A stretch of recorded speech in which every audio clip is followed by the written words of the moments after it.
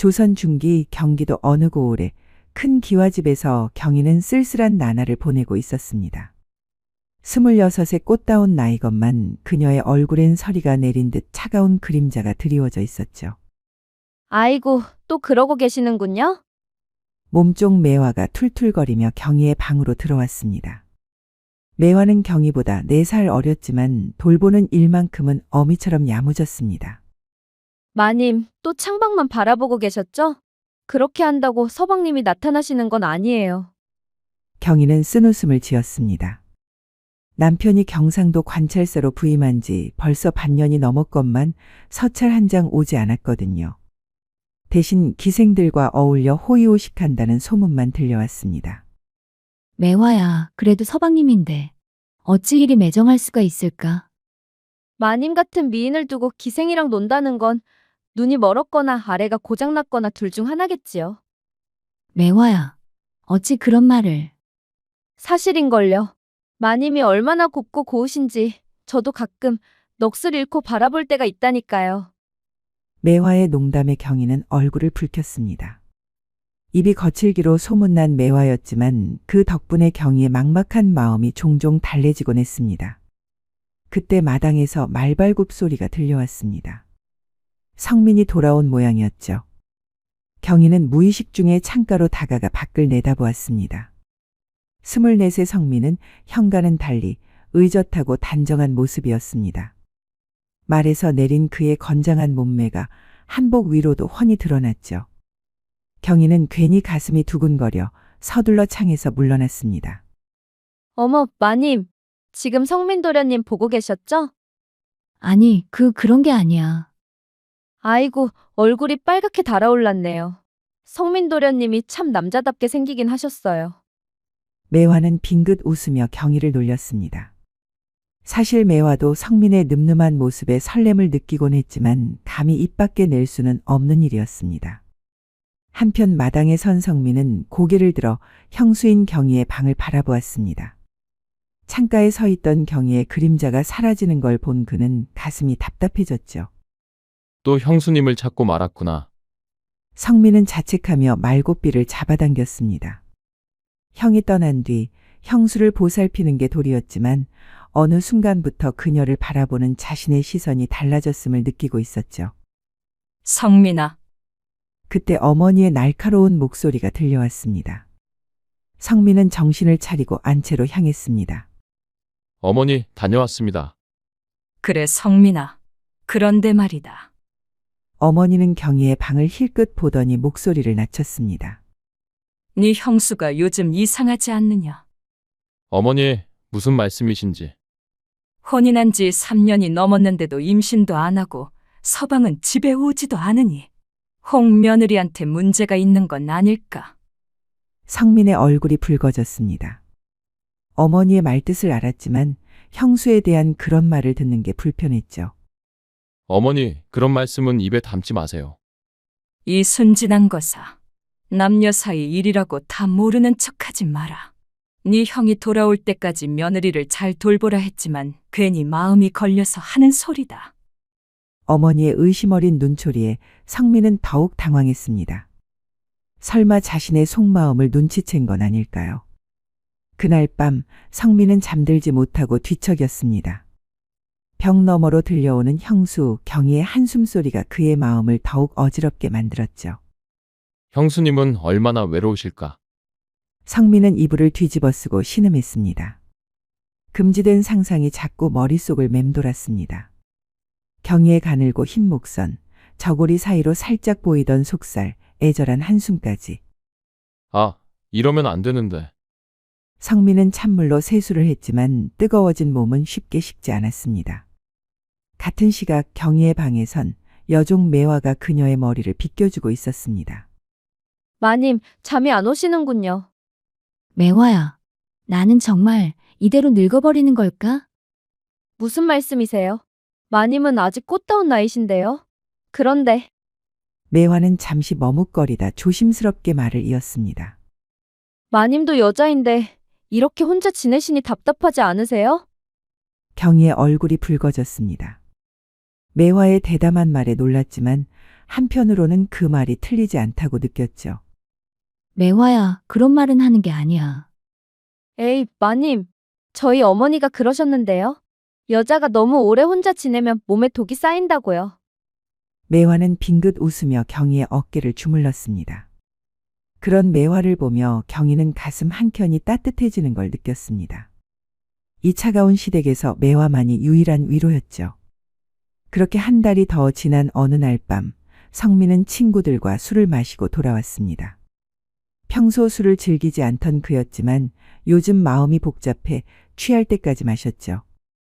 머리가 핑핑 도는구나. 비틀거리며 집 안으로 들어온 성민은 어두운 밤, 손에 닿는 대로 문고리를 잡아당겨 방에 들어갔습니다. 내 방이 이렇게 좁았나?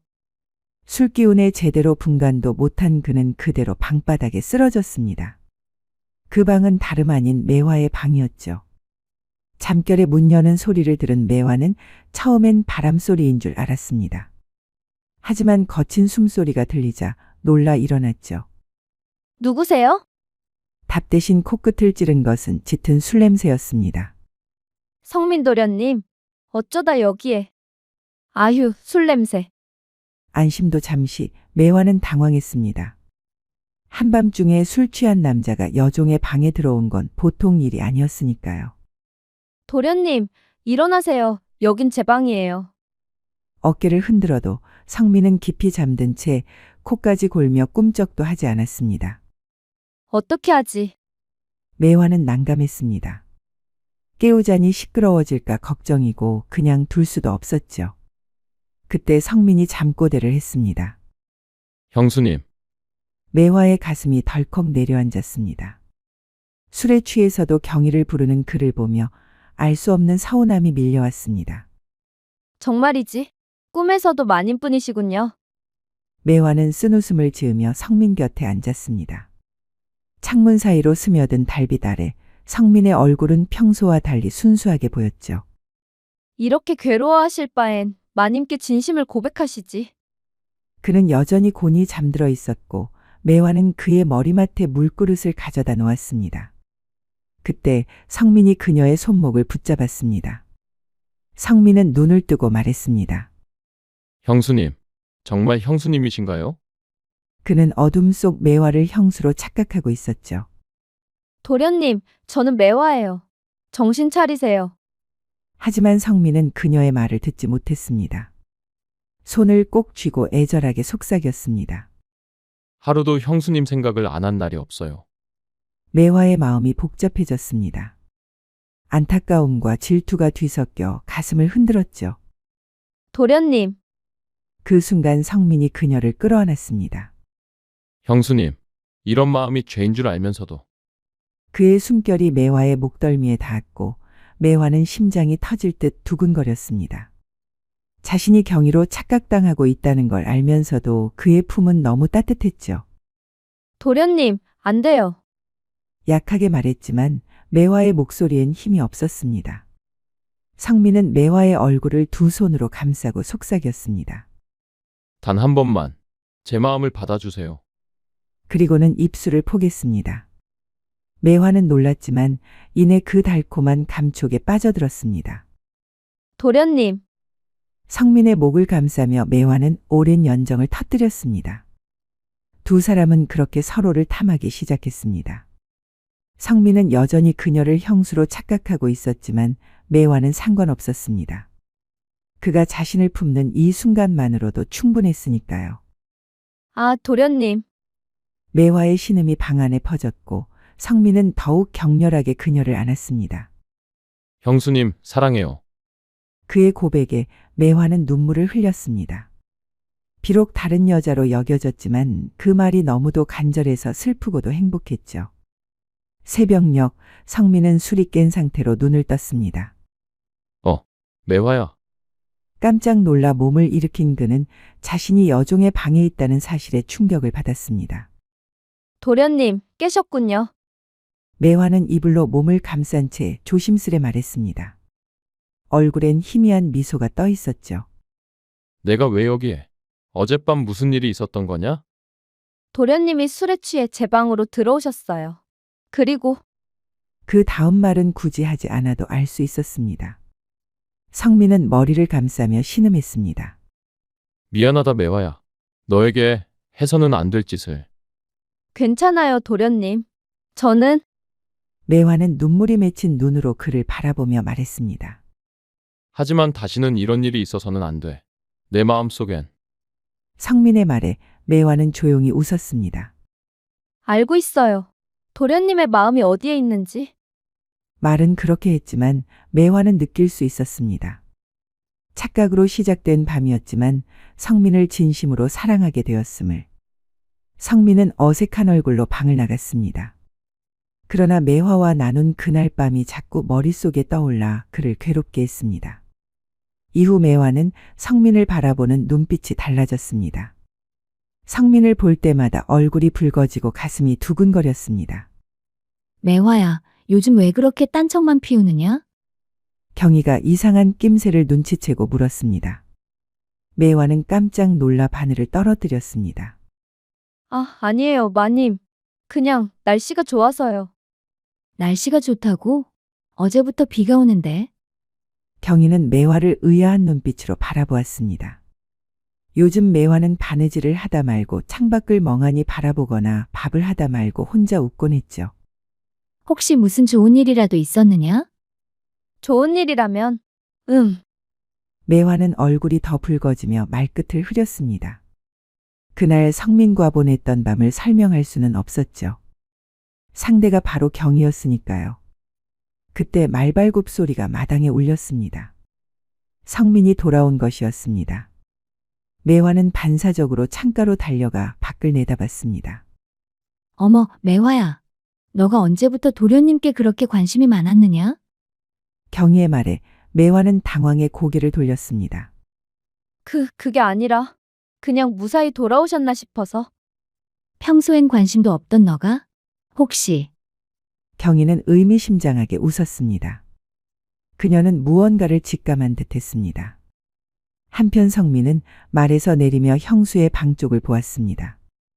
창가에 서 있던 두 여인의 모습이 눈에 들어왔죠. 형수님, 오늘은 더욱 아름다우시네. 혼잣말을 중얼거리며 발길을 옮기던 성민의 머릿속엔 이상하게도 매화의 모습도 자꾸 떠올랐습니다. 그날 밤 그녀가 보여준 반응이 잊히지 않았거든요. 며칠 후 경희는 정원에서 꽃구경을 하던 중 갑자기 현기증을 느꼈습니다. 어지러워. 몸이 비틀거리는 순간 누군가가 그녀를 단단히 부축했습니다. 형수님, 성민이었습니다. 그녀의 허리를 감싸 안았고 두 사람은 마주본 채 멈춰섰죠. 괜찮으신가요? 성민의 목소리가 떨렸습니다. 이렇게 가까이서 경희를 본 것은 처음이었거든요. 그녀의 하얀 목선과 벌어진 입술이 눈에 들어왔습니다. 고마워요, 도련님. 경희도 가슴이 두근거려 말이 잘 나오지 않았습니다. 성민의 품에서 숨조차 가빠졌죠. 둘은 한참을 그 자세로 서 있었습니다. 성민은 팔을 풀어야 한다는 걸 알면서도 쉽게 놓을 수 없었습니다. 저 이제 괜찮아요. 경희가 조심스레 몸을 일으켰지만 얼굴은 여전히 붉게 물들어 있었죠. 몸조리를 잘 하셔야겠어요. 요즘 야위신 것 같아서요. 성민의 걱정 어린 말에 경희는 가슴이 따뜻해졌습니다. 남편은 소식조차 없는데 시동생은 이렇게 세심히 걱정해 주다니요. 고맙습니다, 성민 도련님. 그녀가 성민의 이름을 부르는 순간 성민은 온몸의 전율을 느꼈습니다. 그날 이후 두 사람은 서로를 더욱 의식하게 되었습니다. 마주칠 때마다 눈을 피했지만 몰래 서로를 바라보곤 했죠. 매화는 그 변화에 누구보다 먼저 눈치챘습니다. 성민의 시선이 달라졌고 경희도 도련님 얘기에 얼굴을 붉혔거든요. 이러면 안 되는데? 매화는 불안했습니다. 경희마저 성민에게 마음이 기울고 있다는 걸 느꼈던 것이죠. 어느 날 저녁 경희는 장독대 뒤편에서 생각에 잠겨 있었습니다. 자꾸 떠오르는 성민 생각에 스스로도 놀라고 있었죠. 나는 유부녀인데 시동생을 이렇게 생각하다니. 그때 뒤에서 발소리가 들렸습니다. 형수님, 성민이었습니다. 우연히 지나가다 그녀를 발견한 것이었죠. 아, 성민 도련님. 경희는 놀라 급히 돌아서다 발을 헛디뎠습니다. 그녀가 넘어지기 직전 성민이 재빨리 잡아당겼고 경희는 그의 품에 안기고 말았습니다. 서로의 얼굴이 가까웠습니다. 숨결이 느껴질 정도였죠. 경희의 눈에는 당황한 빛이, 성민의 눈에는 타오르는 열망이 담겨 있었습니다. 형수님, 도련님. 이러시면 안 돼요. 경희는 말했지만 성민은 이미 이성을 잃고 있었습니다. 저는 정말 그는 그녀의 볼을 감싸며 속삭였습니다. 경희는 남편에게서 느껴본 적 없는 전율에 온몸이 떨렸습니다. 성민 도련님. 그녀가 이름을 부르는 순간 성민은 더는 참지 못하고 입술을 가져다 댔습니다. 경희는 놀랐지만 밀어내지 못했습니다. 그의 입맞춤은 부드럽고 간절했으니까요. 어느새 그녀도 성민의 목을 감싸고 있었습니다. 형수님, 성민이 그녀의 목덜미에 입을 댔고 경희는 다리에 힘이 풀릴 듯 전율을 느꼈습니다. 도련님. 이러면 경희가 속삭였지만 성민의 손이 그녀의 허리를 감싸자 더는 말을 잇지 못했습니다. 정말 사랑해요. 성민의 속삭임에 경희는 숨을 제대로 쉴 수 없었습니다. 저도 도련님을. 그녀가 고백하자 성민은 그녀를 더 깊이 끌어안았습니다. 두 사람의 체온이 뒤섞였고 성민은 저고리 끈을 당기려 했습니다. 도련님 안 돼요. 누가 보면. 이번 한 번만. 간절한 눈빛에 경희는 흔들렸지만 이성이 그녀를 붙들었습니다. 오늘은 여기까지만. 가까스로 몸을 떼어낸 경희는 숨을 고르며 고개를 숙였습니다. 죄송해요, 형수님. 제가 너무 성급했죠. 아니에요. 저도 같은 마음이에요. 하지만 경희는 붉어진 얼굴로 말을 아꼈습니다. 다음에 더 안전한 곳에서 봬요. 그녀의 말에 성민은 가슴이 뛰었습니다. 정말요. 네. 저도 도련님을 사랑해요. 비록 마지막 선은 넘지 않았지만 두 사람은 이미 돌이킬 수 없는 감정 속으로 들어섰습니다. 그날 밤 두 사람은 잠들지 못했습니다. 성민은 형수의 부드러운 감촉을, 경희는 성민의 뜨거운 손길을 떠올리며 뒤척였습니다. 벽 너머로 들려오는 서로의 한숨소리에 두 사람의 갈망은 점점 커져갔습니다. 한편 매화는 이 모든 변화를 지켜보며 괴로워했습니다. 성민을 사랑하게 된 자신과 경희를 아끼는 마음 사이에서 갈등하고 있었죠. 그날 밤 이후 매화는 경희와 성민의 변화를 더욱 예리하게 지켜보았습니다. 경희는 거울 앞에서 머뭇거리며 평소보다 화장에 공을 들였고 성민은 자주 안채 쪽을 기웃거렸죠. 마님, 오늘은 어떤 옷을 입으실 건가요? 매화가 옷을 꺼내며 묻자 경희는 평소와 다르게 이것저것 골라보며 망설였습니다. 이 분홍 치마는 어떨까? 아니면 하늘색이 나을까? 어머, 마님. 평소엔 아무거나 입으셨으면서 오늘은 왜 이렇게 고르세요? 매화의 지적에 경희는 얼굴을 붉혔습니다. 성민 앞에서 예뻐 보이고 싶은 마음이 자신도 모르게 생겼던 것이죠. 그냥 기분 전환 삼아서. 혹시 성민 도련님 때문인가요? 장난스럽게 묻는 매화에게 경희는 당황해서 손을 내저었습니다. 무슨 소리야? 시동생을 두고 그런 말은. 아이고, 마님의 얼굴 좀 보세요. 다 들켰네요. 매화는 웃었지만 속은 복잡했습니다. 예상했던 일이 현실이 되어가고 있었거든요. 그때 마당에서 성민의 목소리가 들려왔습니다. 매화야, 여기 좀 와보겠니? 드물게 자신을 부른 성민의 목소리에 매화는 가슴이 두근거리며 밖으로 나갔습니다. 무슨 일이신가요? 형수님이 좋아하실 만한 꽃이 뭔지 알고 싶어서. 성민은 어색한 미소로 정원 쪽을 가리켰습니다. 매화는 속으로 한숨을 쉬었습니다. 역시 경희 이야기였죠. 마님은 매화꽃을 좋아하세요. 그래서 제 이름도 매화인 거고요.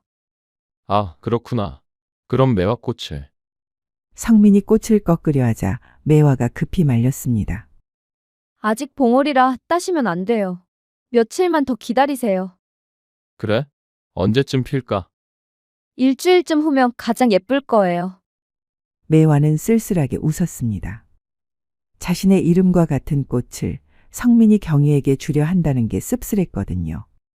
고맙다, 매화야. 덕분에 알았어.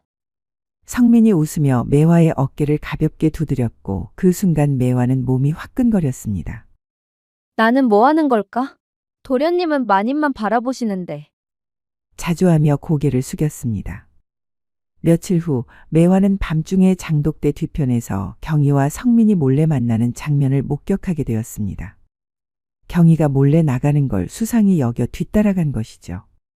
형수님, 도련님, 어둠 속에서 두 사람은 조심스레 서로의 이름을 불렀고 매화는 나무 뒤에 숨어 지켜보았습니다. 오늘도 형수님 생각만 했어요. 저도 자꾸 도련님이 떠올라서. 속삭이는 목소리에 매화의 가슴이 찢어질 듯 했습니다. 특히 경희의 목소리가 너무도 달콤하게 들려서 질투심이 올라왔죠. 이러면 안 되는 줄 알면서도 형수님 없이는 못 살겠어요. 성민이 경희의 손을 잡자 경희도 꼭 붙잡으며 말했습니다. 저도 마찬가지예요. 도련님이 없으면 이 외로운 시댁살이를 어떻게 견뎌요. 두 사람이 서로를 끌어안는 모습을 본 매화는 눈물이 핑 돌았습니다. 자신과 나눈 그 밤이 성민에게는 아무 의미도 없었구나 싶었죠. 역시 도련님의 마음은 처음부터 마님께 있었어. 매화는 더는 버틸 수 없어 조용히 자리를 떠났습니다. 그 후 매화는 경희를 대하는 태도가 달라졌습니다. 예전처럼 장난도 덜하고 어딘가 어색한 말투로 굴었죠. 매화야, 요즘 왜 그러니? 무슨 걱정이라도 있어? 경희가 물었지만 매화는 아니에요, 마님. 하고 웃으며 넘겼습니다. 어떻게 진실을 말할 수 있겠어요. 며칠 후 성민이 매화를 불렀습니다. 매화야, 부탁이 하나 있어. 무슨 부탁이신가요? 형수님과 단둘이 이야기할 수 있는 시간을 만들어줄 수 있을까? 매화는 숨이 멎는 것 같았습니다. 사랑하는 남자가 다른 여자와의 만남을 부탁하다니. 도련님, 그건. 부탁이야. 너밖엔 방법이 없어. 간절한 눈빛에 매화는 결국 고개를 끄덕였습니다. 내일 큰마님이 친정 가시는 날이니까 그때. 정말? 고맙다, 매화야. 성민이 기뻐하며 매화의 손을 잡았습니다. 그 따뜻한 손길조차 매화에겐 아픔이 되었습니다.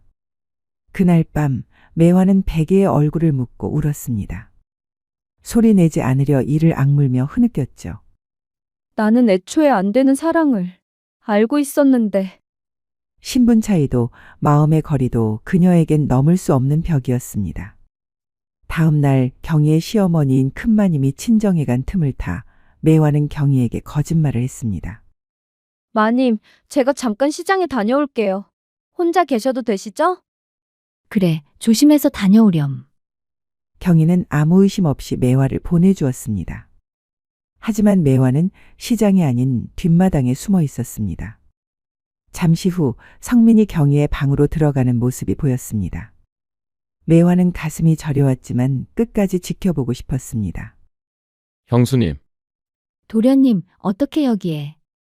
형수님과 단둘이 있고 싶었거든요. 두 사람의 목소리에 매화는 주먹을 꼭 쥐었습니다. 자신이 만들어준 시간에 그들이 사랑을 나누고 있다니. 형수님, 사랑해요. 저도 도련님을 사랑해요. 결국 고백이 오갔습니다. 매화는 더는 견딜 수 없어 자리를 떴습니다. 그날 밤 매화는 결심했습니다. 이제 그만 내가 물러서야지. 거울을 보며 중얼거렸습니다. 경희에 비해 초라한 자신의 모습이 새삼 또렷이 보였죠. 신분도 얼굴도 마음조차도 비교가 되지 않았습니다. 그래도 두 분이 행복하다면 그걸로 좋게. 쓸쓸히 웃으며 자신을 달랬습니다. 이루어질 수 없는 사랑이었지만 그들이 행복하다면 충분하다고 믿으려 했습니다. 그날 이후 매화는 성민을 멀리하기 시작했습니다. 마주쳐도 짧게 인사만 하고 지나쳤고 성민 이야기는 입에 올리지 않았습니다. 성민도 그녀의 변화를 느꼈지만 경희에게 푹 빠져 있었기에 깊게 생각하지 않았죠. 오히려 매화가 자신들의 관계를 눈치채고 조심하는 거라 여겼습니다. 하지만 경희는 달랐습니다. 매화야, 요즘 왜 그렇게 풀이 죽어 있니? 무슨 일이라도 있어? 아무것도 아니에요, 마님. 그냥 좀 피곤해서요. 매화는 애써 웃었지만 경희는 뭔가 이상하다고 느꼈습니다. 혹시 매화가 나와 도련님의 관계를 눈치챈 걸까? 불안이 스며들었습니다. 매화는 자신이 유일하게 믿을 수 있는 사람인데 매화마저 등을 돌린다면 어찌할까 싶었죠. 하지만 매화는 그런 걱정과는 달리 두 사람을 더 적극적으로 도왔습니다. 성민과 경희가 만날 수 있도록 시간을 만들고 시어머니의 눈을 피하게끔 거짓말도 했죠. 내가 할 수 있는 건 이것뿐이야. 도련님과 마님이 행복해지도록 돕는 것. 경희와 성민의 은밀한 만남이 2달쯤 이어지던 어느 날, 경희의 몸에 이상한 변화가 나타났습니다. 아침마다 속이 메스꺼려 음식을 넘기기 힘들었고 쉽게 피곤해졌죠. 마님, 어디 아프세요? 매화가 걱정스레 물었습니다. 경희는 스스로도 몸의 변화를 느끼고 있었지만 설마 하는 마음에 대수롭지 않게 넘겼습니다. 그냥 날씨가 더워서 그런가 봐. 하지만 며칠 후 경희는 확신하게 되었습니다. 달거리가 끊긴 지 한 달이 넘었고 몸에도 분명한 변화가 있었죠. 그날 밤 장독대 뒤에서 만난 성민에게 그녀는 떨리는 목소리로 말했습니다. 도련님, 저 아이를 가진 것 같아요. 성민은 놀람과 기쁨이 뒤섞인 얼굴로 경희를 바라보았습니다. 정말인가요? 네, 분명해요. 경희의 확답에 성민은 그녀를 꼭 안았습니다. 형수님, 우리에게 아이가. 그러나 곧 두 사람의 표정에 그림자가 드리웠습니다. 이 일이 알려지면 어떻게 하죠? 경희는 불안에 떨었고 성민은 차분하게 답했죠. 제가 지킬게요. 어떻게든. 이후 두 사람의 욕정은 더욱 뜨거워졌습니다. 사랑의 결실을 맺었다는 기쁨과 언제 들킬지 모른다는 두려움이 그들을 더욱 강하게 끌어당겼던 것이죠. 형수님, 아기에게 해롭지 않을까요? 괜찮아요. 조심하면 되니까요. 그날 밤 두 사람은 그 어느 때보다 조심스럽고 부드럽게 사랑을 나누었습니다. 하지만 시간이 흐르며 경희의 배는 불러왔고 넉 달째 되던 어느 날 결국 일이 터졌습니다. 경희는 방에서 속옷을 겹겹이 입고 속치마로 배를 감추고 있었습니다. 이렇게 하면 티 안 나겠지? 거울 앞에서 조심스레 배를 눌러보던 찰나 새아가야. 방문이 벌컥 열리며 시어머니가 들어왔습니다. 경희는 깜짝 놀라 저고리를 가렸지만 이미 늦었죠. 이게 뭐냐? 속옷을 겹겹이 입다니. 혹시 시어머니는 경희의 옷을 걷어 올렸고 부풀어 오른 배를 본 순간 얼굴이 일그러졌습니다. 이게 무슨 일이냐? 경희는 질려서 뒤로 넘어졌고 배를 감싸며 외쳤습니다. 어머님, 제발 아기만은. 며느리 주제에 남편도 없는데 배를 불려! 이 더러운 년아! 분노한 시어머니는 경희의 뺨을 때리고 그녀를 방에 가둔 뒤 하인들에게 명령했습니다. 그것을 끓여라! 뱃속에 든 더러운 것을 없앨 수 있게 독하게! 이 모든 상황을 지켜본 매화는 가슴이 찢어질 듯했습니다. 마님이 저렇게 고생하시는데 가만히 있을 수 없어. 그날 밤 매화는 몰래 약방으로 갔습니다. 의원님, 이 약 대신 몸에 좋은 약으로 바꿔주세요. 들키면 큰일 납니다. 제발요. 생명이 걸렸어요. 매화의 간절함에 의원은 마지못해 도와주었고 이후 매화는 매일 바꾼 약을 경희에게 가져다 주었습니다. 마님, 이 약은 제가 손을 봤어요. 무슨 뜻이야? 독한 성분을 빼고 몸에 좋은 걸로 바꿨어요. 경희는 매화의 손을 꼭 잡았습니다. 매화야, 너까지 위험해질 텐데. 괜찮아요. 저는 뭐가 돼도 상관없어요. 며칠 뒤 아무런 변화가 없자 시어머니는 의심하기 시작했습니다. 매화야, 혹시 네가 약에 손댄 거 아니냐? 그런 일이야 있겠습니까? 매화는 담담히 대답했지만 속으로는 식은땀이 흘렀습니다. 이번엔 내가 직접 타리겠다. 시어머니가 직접 약을 준비하려 하자 매화는 더 이상 손을 쓸 수 없게 되었습니다. 그날 밤 매화는 성민을 불렀습니다. 도련님, 큰일이에요. 큰마님이 직접 약을 다리신대요. 성민의 얼굴이 새파랗게 질렸습니다. 그럼 어떻게 해야 하지? 이제는 도망가야 해요. 마님을 데리고 이 집을 떠나셔야 해요. 도망? 그게 가능할까? 가능해요. 고향 근처에 숨을 곳을 알아봤어요. 거기서 아이를 낳으시면 돼요. 이미 모든 것을 준비해온 매화는 단호했습니다. 성민은 결국 고개를 끄덕였습니다. 그래. 형수님과 아기를 지키려면 그날 밤 매화는 경희에게 계획을 털어놓았습니다. 마님, 도련님과 이곳을 떠나셔야 해요. 그럼 넌 저는 여기 남아 시간을 벌어드릴게요. 경희는 매화의 희생에 눈물을 흘렸습니다. 고마워. 정말 고마워, 매화야. 마님이 행복하시면 저도 행복해요. 매화는 미소 지었지만 마음속은 찢어지고 있었습니다. 사랑하는 남자를 다른 여자에게 보내는 아픔이란 이루 말할 수 없었죠. 다음 날 아침 매화는 일찍 마을로 향했습니다. 큰마님을 속이기 위한 마지막 계획을 실행하기 위해서였죠. 아줌마, 제발 도와주세요. 그녀가 찾은 곳은 입이 가볍기로 유명한 마을 소문꾼 김씨 할머니의 집이었습니다. 어머, 매화야. 이른 아침에 무슨 일이니? 저희 마님이 큰일이 났어요. 아주 무서운 병에 걸리셨는데. 매화는 눈물까지 흘리며 연기를 했습니다. 무슨 병인데 그래? 역병이래요. 의원이 만지기만 해도 옵는다면서 당장 격리하라 하셨어요. 세상에, 역병이라니. 김씨 할머니는 쏘스라치게 놀라더니 곧장 이웃집으로 달려가 소리쳤습니다. 큰일 났어요. 윤신의 며느리가 역병이래요. 매화는 속으로 웃으며 집으로 돌아왔습니다. 곧 마을 전체에 소문이 퍼질 것이고 시어머니도 경희를 내보낼 수밖에 없을 테죠.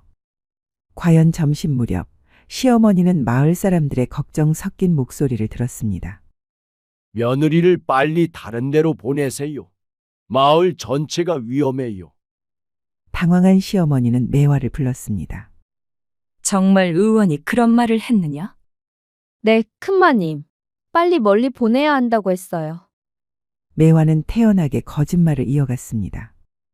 그렇다면 어디로 보내야 하느냐? 깊은 산속 절이 하나 있는데 그곳 스님이 의술에 능하시답니다. 한참 고민하던 시어머니는 결국 고개를 끄덕였습니다. 좋다. 내일 당장 보내거라. 성민이가 데려다 주면 되겠지. 매화의 계획이 성공하는 순간이었습니다. 그날 밤 매화는 성민을 불러 마지막 이야기를 나누었습니다. 도련님, 준비는 다 됐어요. 정말 고맙다, 매화야. 너가 아니었으면 성민의 고마움에 매화는 조용히 웃었습니다. 말씀드릴 게 있어요. 매화는 한참 망설이다가 입을 열었습니다. 마님이 도련님의 아이를 품은 건 죄가 아니에요. 그 아기가 세상에 태어나는 게 제 소원이에요. 성민은 매화의 말에 가슴이 뭉클해졌습니다. 그녀가 감당해온 희생을 비로소 깨달은 것이었죠. 매화야. 넌 정말 저는 도련님과 마님이 행복하면 그걸로 좋게요. 매화의 눈엔 눈물이 고였지만 표정은 담담했습니다. 하지만 넌 이대로 혼자 남게 되잖아. 괜찮아요. 도련님을 좋아했다는 것만으로도 충분했어요. 그 고백에 성민은 놀랐습니다. 그동안 매화의 진심을 몰랐던 것이 미안했죠. 매화야. 미안해. 내가 너무 처음부터 알고 있었어요. 도련님의 마음이 누구에게 있는지. 그 순간 성민은 매화를 끌어안았습니다. 그녀의 헌신과 사랑에 가슴이 저렸던 것이죠. 매화야. 정말 고마워. 매화는 성민의 품에서 눈물을 흘렸습니다. 그의 따뜻한 체온이 닿자 그날 밤이 떠올랐죠. 도련님, 매화의 떨리는 목소리에 성민도 그날을 떠올렸습니다. 그 밤 아직도 기억나요. 잊을 수 없어요. 서로의 눈이 마주쳤고 성민은 매화를 감싸 안았습니다. 마지막으로 단 한 번만. 그래. 원 없이. 성민은 매화의 입술에 입을 맞추었습니다. 처음엔 조심스럽게 곧 뜨겁게. 도련님, 매화는 성민의 목을 감싸며 응답했습니다. 마지막이라는 마음에 모든 감정을 쏟아부었죠. 성민은 그녀의 허리를 감싸 안았고 매화는 그의 품에 안겨 마지막 순간을 온전히 느꼈습니다. 매화야, 도련님, 정말 사랑했어요. 달빛이 비추는 방 안 두 사람은 육체적 사랑을 마지막으로 나누었습니다. 그 순간만큼은 세상에 오직 둘뿐이었죠. 사랑이 끝난 후 그들은 서로를 바라보며 미소 지었습니다. 이제 정말 마지막이에요, 도련님. 그래. 고마웠어, 매화야. 절대 잊지 않을게. 저도요. 이 순간을 평생 기억할 거예요. 성민은 매화의 이마에 마지막 입맞춤을 남긴 뒤 몸을 일으켰습니다. 더 지체하면 떠날 수 없을 것 같았거든요. 이제 가세요. 마님이 기다리고 계실 거예요. 성민은 몇 번이나 뒤를 돌아보았지만 매화는 고개를 돌린 채 그를 배웅했습니다. 눈물이 고였지만 그녀는 끝내 미소를 잃지 않았습니다. 다음 날 아침 모든 준비가 끝났습니다. 경희는 가마에 오르고 성민은 말을 타고 길을 떠날 채비를 했죠. 매화야, 정말 고마웠어. 너 없었으면 어쩔 뻔했는지 몰라. 경희는 가마 안에서 매화의 손을 꼭 잡았습니다. 마님, 건강한 아기 꼭 낳으세요. 그리고 부디 행복하세요. 너도 행복해야 해, 매화야. 매화는 조용히 고개를 끄덕였습니다. 사랑하는 사람을 떠나보내지만 그들의 행복이 곧 자신의 위안이었거든요. 그럼 이제 가보겠다, 매화야. 성민이 말 위에서 고개를 숙였고 매화는 깊이 절하며 답했습니다. 경희와 성민은 새로운 삶을 향해 떠났고 매화는 그들의 모습이 보이지 않을 때까지 조용히 손을 흔들었습니다. 한편 경희와 성민이 떠난 지 반나절쯤 지난 시각, 큰마님은 여전히 며느리가 역병에 걸렸다고 굳게 믿고 있었습니다. 이제야 좀 살 것 같구나. 저 골칫덩이가 없으니. 집안이 조용해지자 오히려 마음이 편하다는 듯 중얼거렸죠.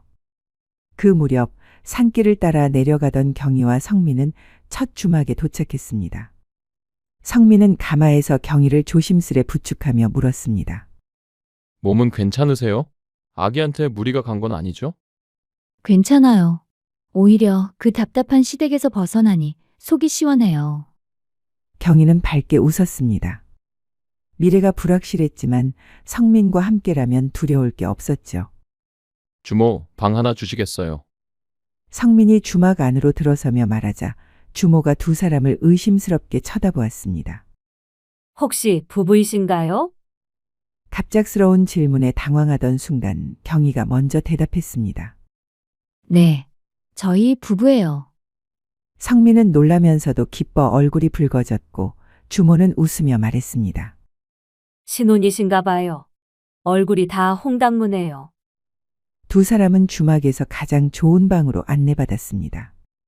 문을 닫고 나니 처음으로 진짜 부부처럼 함께 있는 시간이 찾아왔죠. 형수님, 아니, 이제 뭐라고 부르면 좋을까요? 그냥 경이라고 불러주세요. 우리 이제 자유로운 몸이니까요. 성민은 그녀의 이름을 나직이 불렀습니다. 경희, 그녀는 부끄러워 고개를 숙였지만 그 말이 싫지 않았죠. 왜 그렇게 부끄러워하세요? 이제 우리 사이에 그런 게 어딨어요. 그래도 이렇게 정식으로 부르니까 어색하긴 하네요. 두 사람은 서로를 바라보다 마침내 웃음을 터뜨렸습니다. 그날 밤 두 사람은 처음으로 마음껏 사랑을 나누었습니다. 더 이상 시어머니의 눈치를 볼 필요도 매화가 들을까 조심할 이유도 없었죠. 경희, 사랑해요. 저도요, 도련님, 아니, 성민 씨. 그들의 입술이 다시 맞닿았고 온몸으로 서로를 감쌌습니다. 경희의 뱃속에 있는 아기도 그 행복을 느꼈는지 조용히 잠들어 있었습니다. 다음 날 아침 두 사람은 더 먼 곳을 향해 떠났습니다. 성민이 알아본 곳은 경상도 끝자락의 작은 마을이었죠. 부인, 저기 보이는 마을이 우리가 갈 곳이에요. 정말 아름답네요. 우리 아기도 좋아할 것 같아요. 경희는 5달째 불러온 배를 쓰다듬으며 미소 지었습니다. 마을에 도착한 두 사람은 빈집 하나를 넣어 정착했습니다. 성민은 마을 아이들에게 글을 가르쳤고 경희는 바느질로 생계를 도왔습니다. 서방님, 오늘은 제가 특별한 음식을 해드릴게요. 경희는 이제 서방님이란 말이 익숙해진 듯 밝게 웃었습니다. 무슨 음식이에요? 비밀이에요. 아기도 좋아할 거예요. 장난기 섞인 경희의 말에 성민도 미소를 지었습니다. 하지만 그날 밤 성민은 문득 매화가 떠올랐습니다. 매화는 지금 잘 지내고 있을까? 혼자 외롭진 않을까? 경희 역시 고개를 숙였습니다. 그 아이 없었으면 우리는 이렇게 못 나왔을 거예요. 정말 고마운 사람이죠. 언젠가 꼭 다시 만나 고마웠다고 전해야겠어요. 성민은 조용히 말하며 하늘을 바라보았습니다. 매화의 헌신이 없었다면 지금의 이 평화는 없었겠죠. 한편 멀리 시댁에선 매화가 혼자 남아 큰마님의 구박을 견디고 있었습니다. 매화야, 며느리는 언제 돌아오는 거냐? 아직 병이 다 낫지 않아서요. 매화는 매일 거짓말을 반복했지만 한계에 다다르고 있었습니다. 이제 떠나야 할 때가 왔어. 더 머물렀다가는 모든 것이 들통날 수도 있었기에 매화는 결심했습니다. 그날 밤 매화는 서찰 한 장을 써 내려갔습니다. 도련님, 마님께 두 분이 평안하시길 빕니다. 저는 새로운 삶을 시작하려 합니다. 두 분의 사랑과 우리 아기를 항상 축복하겠습니다. 건강하게 아이 낳으시고 부디 행복하게 사세요. 매화 올림. 서찰을 쓰며 눈물이 흘렀지만 매화는 웃으며 닦아냈습니다. 두 분이 행복하니까 나도 괜찮아. 그날 밤 매화는 조용히 집을 나섰습니다. 뒤돌아보지 않고 새로운 삶을 향해 걸어갔습니다. 며칠 뒤 성민은 매화의 서찰을 받았습니다. 하지만 그녀는 이미 떠난 뒤였습니다. 매화야, 고마워. 정말 고마워. 그날 저녁 서당에서 돌아온 성민은 경희가 바느질하는 모습을 보았습니다. 뭐 만들고 있어요?